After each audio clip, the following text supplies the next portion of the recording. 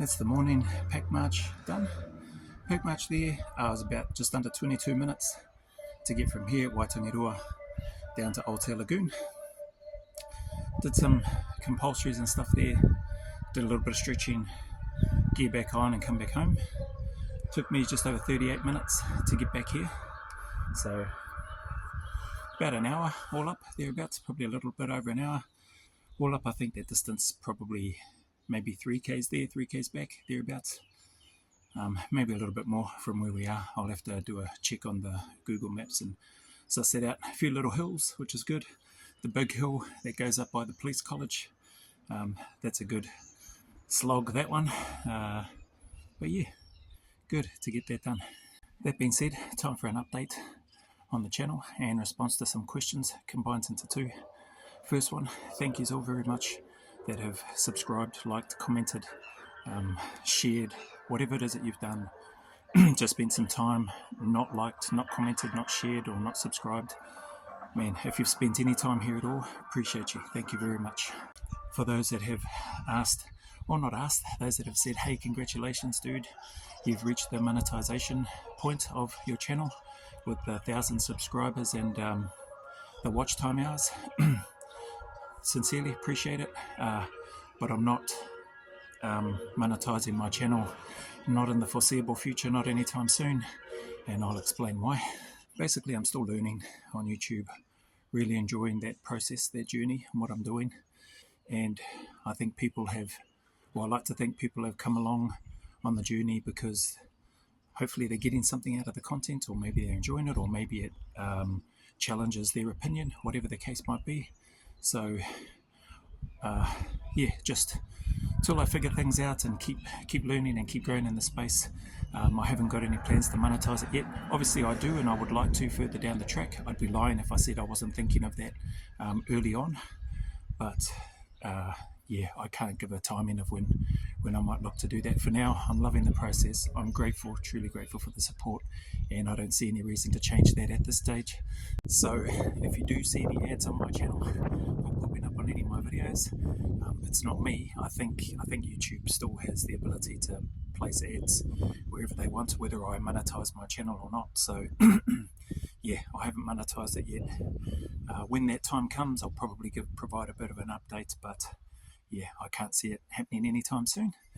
So that's that one. For those that have asked, why have I been offering the free support for those looking to do the New Zealand or Australian SA selection course and hopefully go on to serve within the unit? Man, there's a lot to that, but I'll try and keep it as brief as I can. I realise it may throw up a whole bunch of questions, but I'll try and keep it as brief as I can. Basically, I still have huge admiration, love, respect for the units, whether it's NZSAS, whether it's Australian SAS, whether it's 2-2, whether it's Delta, whether it's Navy SEALs, whether it's JTF2, you know, Green Beret, all the special forces. I have a huge admiration and respect for them, particularly for obviously New Zealand and Australia, because I've been fortunate to complete the selection and cycle of training in NZ, although I was not badged, so due to my own silly mistake. And then I went over, and then I was privileged to complete selection and cycle and get badged and serve as an operator in the Australian unit. So I'll be forever grateful for what those units have taught me and how I still apply those teachings today. Because of that, I want those units to thrive. I want those units to succeed. I want those units to have people that are 100 times, 1,000,000 times better than I am, or I was, or than I ever could be. And more than likely that's the case already without me trying to do anything. But if I can contribute to that and share some of the knowledge and the silly mistakes that I made both in NZ and in Australia, then I feel like that can only help and could only be a positive thing for any aspiring candidates who want to join the unit and serve. So with that, I'll be honest, I didn't expect anybody to fill out the form and send it through. We're sitting at just under 30, so 27 people, aspiring candidates for predominantly New Zealand and Australia. A little bit more, a few more for NZ than Australia, which is cool. And surprisingly, there are a handful, literally a handful, that are wanting to connect with me. I've connected with one already and to pick my brain about 22 SA selection. Now, before you get upset, anybody, any former operators of 2-2, any current members of 2-2, any aspiring members of 2-2, understand this. I'm not promoting myself as somebody that knows what to tell you about how to prepare for or what to expect on the UKSF selection or 22 SA selection. I've said from day one, I have no experience in 22 other than what I've heard from good friends who have completed both the New Zealand SA selection and been badged and served as operators and gone on to serve in the British SAS after having completed the UKSF selection. So I'm not about to try to just share that information without having lived it or gone through it. So I'm not doing any of that, just hopefully try to put those ones at ease. What I have shared with those candidates that are looking to join the unit over there at 2-2 at the moment, that's what we're talking about, is that, hey, listen, I'm sure there's some crossover, but like I've said, this is more for those looking to do NZ or Australia.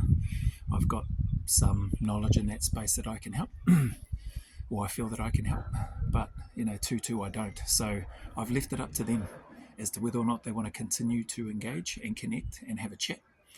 And if they don't, that's kei te pai, that's all good. If they do, and it turns out they still do, well, I'm going to make myself available and I'm going to have a chat with them. I'm going to hear them out. They've got questions. I'll have questions. And where I can, I will try to offer my advice, but always with a disclaimer and a caveat that, guys, I say guys, I haven't had any females out of that 27 sent through yet, which is fine. I say, guys, listen, I don't know anything about the UKSF because I have not physically done it. I know bits and pieces, but I haven't done it. So what I've done is I've directed them to people like the Big Phil Campion on Force TV on YouTube. I've directed them to his channel. I've told them to have a look at his series that he's got on there about the UKSF or 22 SA selection, and I've been doing some reactions to that. I think he's got 10 or 12 or maybe less than that videos just dedicated a series to the UKSF selection. So I've directed them to people that know and that can speak to it with authenticity. So but if people want to still connect, then hey, I'm following through with that, trying to honour as well as I can what I've offered. There is no gimmicks, there is no upselling, there is no offering of a paid version or anything like that. I'm doing it because of my admiration and respect for the units, and because I want to see them thrive, and I want the next generation coming through to be far better, and they probably already are, but my way of trying to contribute behind the scenes so that the unit gets hopefully better quality candidates and operators, hopefully eventual operators going through. It may not make sense to people may not understand, or they may think that's full of cuck. Whatever, if I was worried about what others would think of me or say, I would have turned comments off so that people couldn't leave a comment. I don't care. Well, that's not right. I do care, but I understand, I knew this 1000% before I started, that my opinions, the way I communicate, my thoughts, my 2 cents, etc., my experience is not going to resonate with a lot of people. Probably millions and millions of people, it's not going to resonate. It may be very opposite to what they think, feel, or believe, and that's okay. It may resonate with people though, and it may just help one person, and that's what I'm here for. That's enough on that piece. I tried to give a little bit more information or colour to it, but those are my reasons for doing it. There's nothing sinister behind it at all. Sorry, actually the last part that I'll mention, and if I have dropped any names, those names that I've dropped have been people that are no longer in, and or it's been unintentional, not sinister or anything meant by it, not to try to disrespect anybody or to upset them or hurt their feelings or anything like that. And if I've done that, I apologise, but that's not the intent. So that's that piece there on why I'm making that offer, or why I've been making that offer, and where the update is. So I think it's a few weeks now, and going from not expecting any to having 27 right now is pretty awesome for me personally. The piece of the update, people have been really kind with their comments and messages about one of the videos that I did about I'd completed both in the NZ and Australian SAS, which one was harder, selection course, which one was harder. It's a question I've been asked heaps. I was even asked it on the Australian selection course by the panel, and I still get asked that question today. I've shared my thoughts on that, is what it is. With regards to that, some really kind comments come through. Man, there are so many Kiwis, so this is no disrespect to my Australian brothers and family over there. I'm going to speak a little bit about the Kiwis, not their names, I'm not going to give their names. But just so you know, those that have been kind enough to support and offer these kind messages, and I've tried to reply and put that in there. Man, there's a bunch of former NZSAS operators, or guys that were badged NZSAS operators, that went over and passed the UKSF selection, did very, very well, got badged in the UK and the British SAS unit, and some of them are still serving there now. Incredible people, man. They did that long before I did the Australian selection. And to be honest and fair, like, that was another option when things happened with me, when I made my silly decision, or when I got into that incident in NZ. That was on my radar because a lot of Kiwis typically go there. So when you talk about passing 2 selections, going through the whole grinding process again, I'm nothing unique, nothing special in that sense. There are many people that have done that, and I'm just privileged to have been able to do that. My hope through sharing that piece of information or background about myself was to try to give some context and try to just put out an answer out there which is honest from my perspective, and hopefully, people can use that as a reference point, not as gospel, but they can use it as a reference point for whatever it is that their plans may be. So yeah, that's why that's there.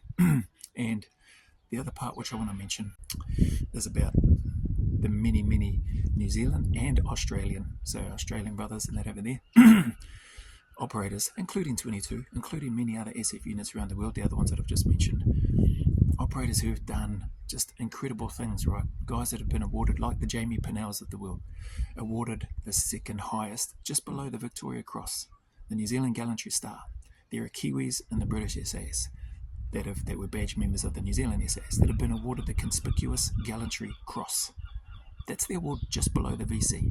Their details don't have to be divulged though, like a Victoria Cross recipient. I'm not any of those things, right? But there are so many. Why do I share that? There are so many awesome people, awesome operators, NZ, Australia, UK, Canada, America, the list goes on, of our coalition parties, particularly the Five Eyes, who have done things that we will just never hear about, unfortunately. And I would love, if one day they decided to share some of that knowledge, that hard-earned knowledge, that experience, that dedication, that commitment, that discipline, that sacrifice, that selflessness, their humility. It could only help, it could only benefit, it could only inspire the next generation who may want to go and serve in that unit. It may put a lot of people off, okay? Hey, that's fine. Each to their own. Everybody has their opinion, and respect to anybody for your opinion, even if it's contrary to mine. It is what it is. But man, I really have so much respect for those operators, for the units, for the stories that don't get told. I only know of a handful of guys that have done incredible things, and unfortunately whose stories will likely never see the light of day. But in my humble opinion, they absolutely should. And we can and should be proud of our New Zealand, Australian, British, American, Canadian forces that go out and serve not just the SF world, but any and all of those within the Defence Forces, no matter their role. We should be proud of them, and I 100% am, and I'm grateful to them because I still get to enjoy and do what I'm able to do now. A few last little bits before I close off. I've always said from the start that this channel, if it can just reach one person and help in some sort of way, then this is all worth it. This is all worth it. And so I'm grateful. There have been 3 people that have reached out recently. I'm meeting with one today. And this is the beauty of it. This is what I wanted to do. This was part of the reason why, without having a real clear plan, this is part of the reason why I created my channel. And I have the privilege and opportunity to interact with 3 people that have reached out, each of them having their own struggles. One of them reached out yesterday in a really bad way. I'm not going to give the person's name, I'm not going to talk about what it is, but I'm grateful. I'm going to meet with that person today, 3 o'clock this afternoon. He shared some very deep and personal things, and as anybody knows, it's not easy for men to share their feelings and or reach out for help. So the fact that this individual has, I'm here for it. Obviously I can't do the work for him, and I've been straight up and upfront with him about that, and he's accepted that. I said, I'm going to be honest with you, and I've laid out my cards there, and if you want to meet, we can meet today, this afternoon, back down at Aotea Lagoon where I was. And he said, yeah, and he was grateful for that. I'm grateful for him for reaching out. I don't know the man from a bar, so same with the other two. The other two aren't in the same situation. So even though this guy just reached out to me yesterday and the other couple reached out before, meeting with this guy first because it seems to be pressing and urgent. And if I can hopefully have a positive impact or have a corridor conversation with him, which could help him just stay in that fight a little bit longer, help him take that extra step forward and just keep going, keep plodding along, then I'm here for it. Can't help everybody, but if I can help one person, you can guarantee 100% I'm going to do my best. And so we'll never drop any of those names of the individuals that I'm lucky to work with. Likewise, similarly, I'll never drop the names of those 27 individuals that have reached out. Whether they pass, whether they fail, their names will never see the light of day, not from me.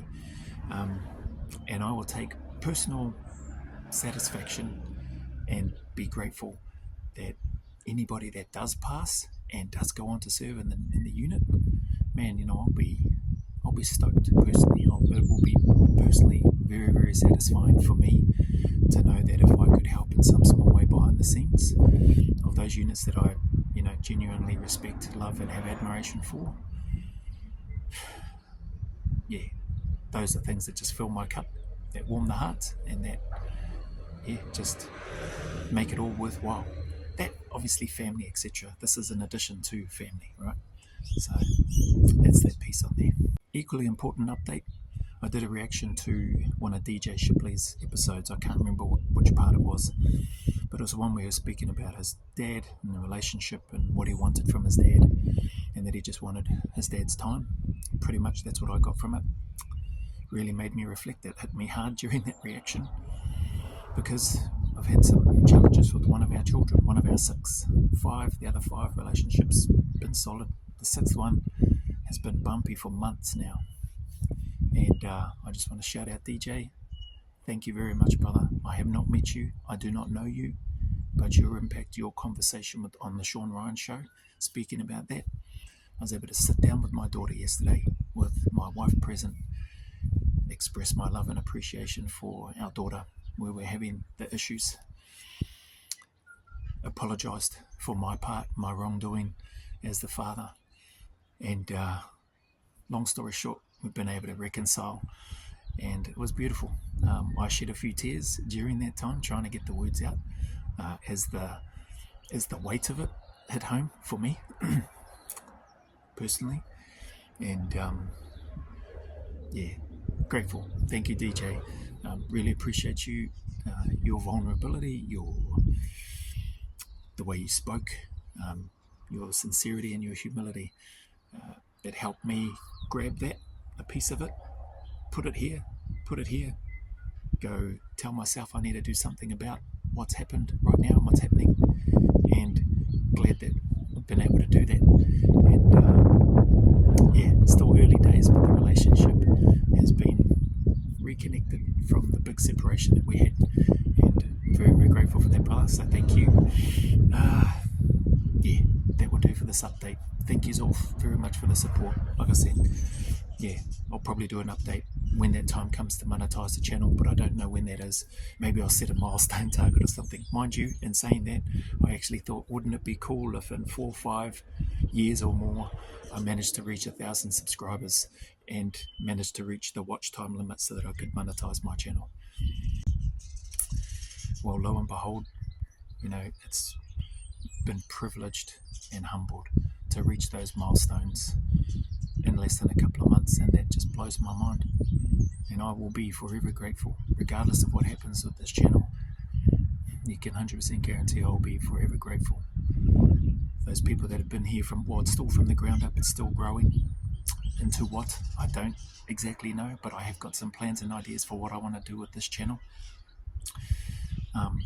But just really appreciate those that have been jumping in and that jumped in early, from 1 subscriber to 5 to 3 to 20 to 100.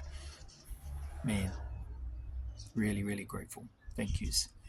So with that being said, whatever challenges, issues, struggles, trials that you may be going through, no matter how difficult, challenging or hard things may look or appear or seem, and may actually be in terms of you going through the thick of it, please just stay in the fight.